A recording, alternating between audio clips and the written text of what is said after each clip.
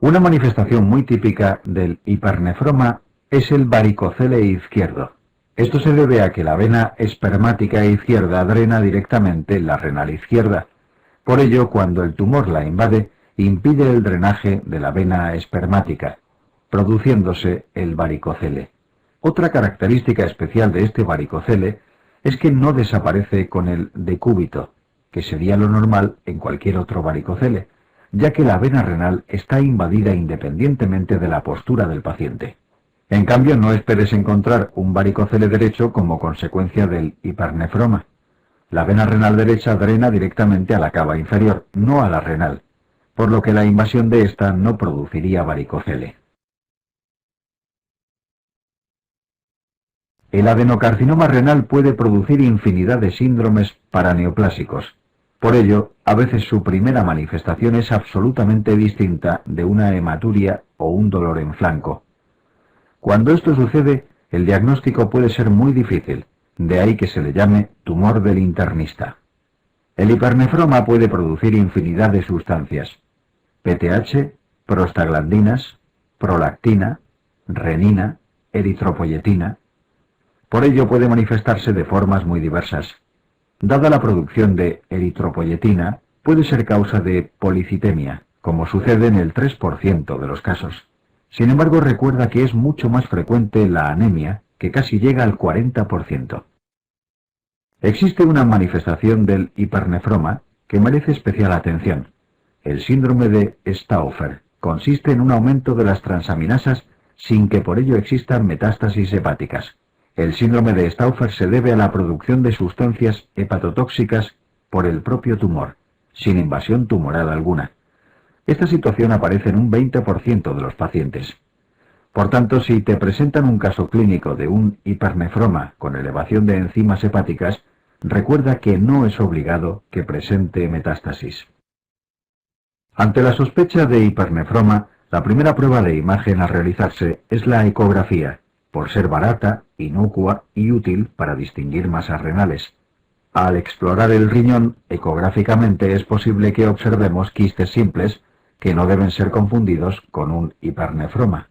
Existe una serie de criterios ecográficos que definen el quiste simple y que estudiaremos a continuación. Suponiendo que la ecografía encontrase una masa renal sólida o un quiste complejo, el siguiente paso en el diagnóstico sería realizar un TAC abdominal. Como dijimos anteriormente, hoy día se diagnostican muchos hipernefromas de forma accidental al realizar ecografías abdominales por otro motivo. En caso de que así fuese, se procede de la misma forma.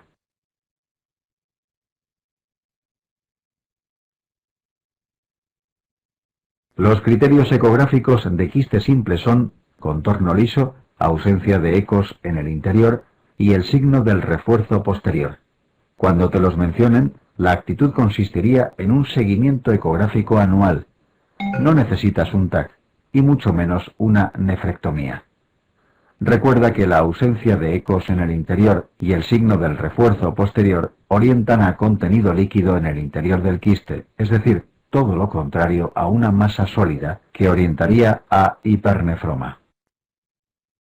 El mejor método aislado para evaluar una masa renal es el TAC. Por ello, es el siguiente paso después de identificar ecográficamente una masa renal sólida. No solo aporta una mayor calidad de imagen al estudiar el riñón en sí, además ofrece información sobre las posibles metástasis a distancia y también sobre las metástasis ganglionares o afectación de órganos adyacentes.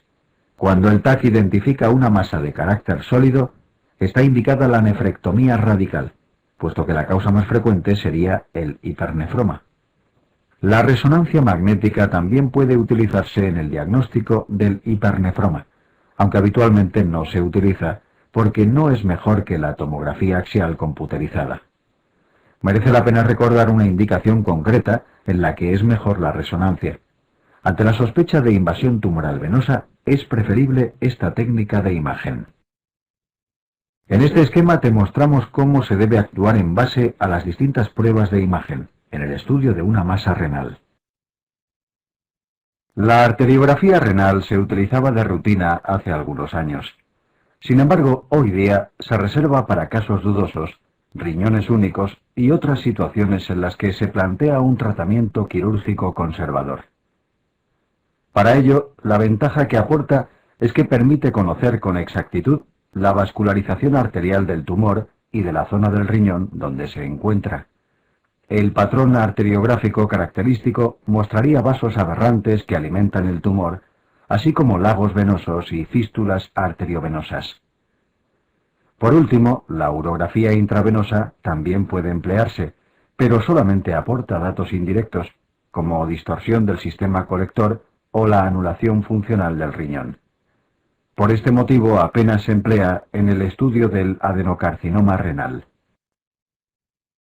Estudiado el tumor y descartadas las metástasis viscerales o ganglionares, el tratamiento de elección es la nefrectomía radical. En algunos casos puede plantearse la cirugía conservadora, como en pacientes monorrenos o en tumores pequeños y bien delimitados. Se ha demostrado que en casos seleccionados, la supervivencia es igual que si se recurre a la nefrectomía radical. La linfadenectomía regional no mejora la supervivencia y solo tiene valor para el estadiaje. Este se establece sobre la base de los hallazgos quirúrgicos y anatomopatológicos. Otras formas de tratamiento carecen de eficacia. Tanto la quimio como la radioterapia ofrecen resultados pobres. En el caso de enfermedad metastásica, las opciones son múltiples, pero ninguna es satisfactoria. Se ha descrito en la literatura la regresión de las lesiones metastásicas tras la nefrectomía. No obstante, esto ocurre únicamente en un 1% de los pacientes y suele ser de forma transitoria. Por ello, en enfermos con enfermedad metastásica no se justifica la nefrectomía, salvo de forma paliativa por otros motivos. La cirugía de la metástasis solo se justifica en caso de metástasis única. En estos casos, la intervención prolonga la supervivencia. Se ha visto que el beneficio es mayor cuanto más tiempo ha transcurrido entre la extirpación del tumor primario y la aparición de la metástasis. La inmunoterapia constituye una alternativa para la enfermedad metastásica. Puede basarse en el interferón, interleuquinas u otros procedimientos todavía en estudio. No obstante, las tasas de respuesta son todavía bastante limitadas. Durante los últimos años se está investigando sobre autovacunas elaboradas con linfocitos peritumorales. Los resultados preliminares parecen prometedores.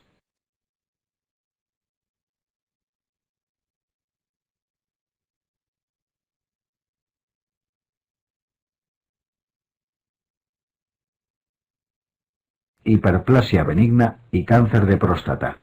Hiperplasia benigna de próstata, HPV. La hiperplasia benigna de próstata es una enfermedad muy frecuente. En mayor o menor medida, acaba afectando a la mayoría de los varones por encima de los 50 años. Anatómicamente, en la próstata se distinguen dos regiones principales, periuretral y periférica. En la hiperplasia benigna de próstata se produce un aumento del volumen prostático. Este aumento del volumen se debe a una proliferación variable de elementos musculares y glandulares. A medida que crecen, comprimen la uretra, lo que justifica los síntomas obstructivos que padecen estos pacientes. La etiología exacta no está clara, pero se sabe que los estímulos androgénicos tienen un papel fundamental, siendo la dihidrotestosterona la hormona responsable. La proliferación periuretral produce un efecto obstructivo sobre la uretra. Debido a ello, la vejiga se vacía con dificultad. Las consecuencias de esto serán las siguientes. Primero, fase de compensación. El detrusor se hipertrofia. La presión que ejerce es mayor y durante un tiempo no habrá clínica. Segundo, fase clínica. El detrusor claudica al sobrepasarse cierta longitud en sus fibras musculares. Comienza el retraso de la micción, disminuye el calibre del chorro, menos fuerza miccional, alargamiento del vaciado. Es lo que se conoce como síndrome prostático. Tercero, fase de descompensación. Los síntomas previos se exacerban y en este momento podría producirse retención urinaria. Si se deja evolucionar, produciría reflujo vesicoureteral y lesiones a nivel renal. Los signos y síntomas descritos son los llamados obstructivos. Aparecen por una razón puramente mecánica, la compresión periuretral. Aparte de ellos, los pacientes prostáticos padecen también un segundo grupo de síntomas, conocidos como irritativos.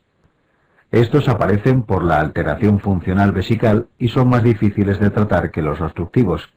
Son la polaquiuria, el tenesmo, la nicturia y la sensación de urgencia miccional. Aunque lo veremos posteriormente, te adelantamos que en la región periférica de la próstata es donde suele aparecer el cáncer de esta glándula. En la evaluación del síndrome prostático, el tacto rectal continúa siendo la exploración fundamental. Es muy importante para diferenciarla del carcinoma, ya que este último puede dar la misma sintomatología que la hiperplasia. Cualquier zona sospechosa al tacto rectal debe ser biopsiada. Los datos palpatorios que deben orientarnos a cáncer son la consistencia pétrea y el tacto irregular. La medición del flujo máximo miccional también es importante.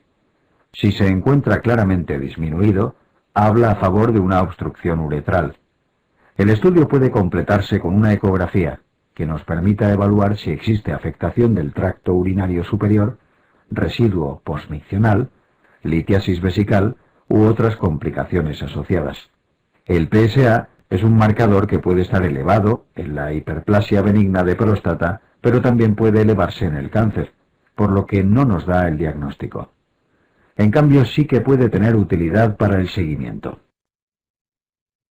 El único tratamiento definitivo es la cirugía. Esta puede realizarse mediante dos técnicas: reserción transuretral o cirugía abierta, dependiendo del tamaño del adenoma. En general, para próstatas pequeñas y muy obstructivas es preferible la resección transuretral. En cambio, cuando se trata de grandes adenomas, la cirugía ofrece mejores resultados. Cuando se opta por la cirugía abierta, debes recordar que no se extirpa la cápsula prostática. Por ello, esta intervención no protege del cáncer de próstata, ya que éste suele asentar precisamente en la cápsula. La razón para no quitarla es preservar la potencia sexual, dado que los nervios erectores se relacionan íntimamente con ella. La mayoría de los pacientes con hiperplasia benigna no llegan a precisar ser operados. Únicamente un 10% de ellos pasarán por el quirófano. Un motivo para indicar la intervención sería la mala respuesta al tratamiento médico. Otra razón frecuente es la presencia de síntomas importantes que repercutan gravemente en la vida del paciente. Aparte de estas razones, existen algunos motivos que son indicación absoluta de cirugía y que debes conocer. Son los siguientes: retención urinaria reiterada, por el potencial daño renal; hidronefrosis retrógrada, es decir, lesión renal como consecuencia de la obstrucción; infecciones urinarias de repetición; presencia de litiasis vesical; hematuria de repetición. Dentro del tratamiento médico se incluye la fitoterapia. En algunos pacientes puede proporcionar alivio, pero es poco eficaz si la evaluamos con parámetros objetivos. Los inhibidores de la 5-alfa reductasa, como el finasteride, reducen el tamaño prostático, dado que disminuyen la producción de dihidrotestosterona. Tienen el inconveniente de que tardan varios meses en hacer efecto. Además, en algunos pacientes producen impotencia y alteran el nivel del PSA, con lo que dificultan el diagnóstico de cáncer de próstata si existiese. Los antagonistas alfa-adrenérgicos, como el prazosin o la tamsulosina, relajan la musculatura del cuello vesical y uretra. Su principal inconveniente es que producen vasodilatación periférica, con lo que pueden producir hipotensión y síncopes. El cáncer de próstata es el tumor maligno más frecuente del aparato genitourinario masculino. En este tumor es muy importante el papel de las hormonas sexuales para su desarrollo. Después del cáncer de pulmón, es el cáncer más frecuente en el varón. No obstante, si tenemos en cuenta los que se diagnostican incidentalmente en las autopsias, le superaría en frecuencia. Tal es así que, de cada 10 pacientes operados de hiperplasia benigna de próstata, En uno de ellos encontraríamos focos de adenocarcinoma, como hallazgo casual. El cáncer de próstata casi siempre asienta en la periferia de la glándula. Con frecuencia es multifocal y suele presentar células con diferentes grados de diferenciación. Esta heterogeneidad es la base de la clasificación de Gleason, que puntúa el patrón histológico de las dos poblaciones más representativas del tumor. La escala de Gleason se corresponde con el pronóstico de la enfermedad, independientemente del estadio. El cáncer de próstata aparece sobre todo en ancianos. Clínicamente puede asemejarse a una hiperplasia benigna de próstata, produciendo síntomas obstructivos. Cuando la obstrucción es muy importante, puede manifestarse como una retención aguda de orina. Sin embargo, solo el 25% de las retenciones agudas de orina se deben al cáncer de próstata. Es posible que además se acompañe de hematuria, pero esta también podría verse en la hiperplasia benigna. Cuando existen metástasis, es frecuente que afecten a huesos. Esto produce síntomas dolorosos e incluso compresión medular. En el momento del diagnóstico tiene metástasis 1 de cada 4 pacientes. No obstante, estas cifras están disminuyendo porque durante los últimos años se está diagnosticando este tumor en fases más precoces.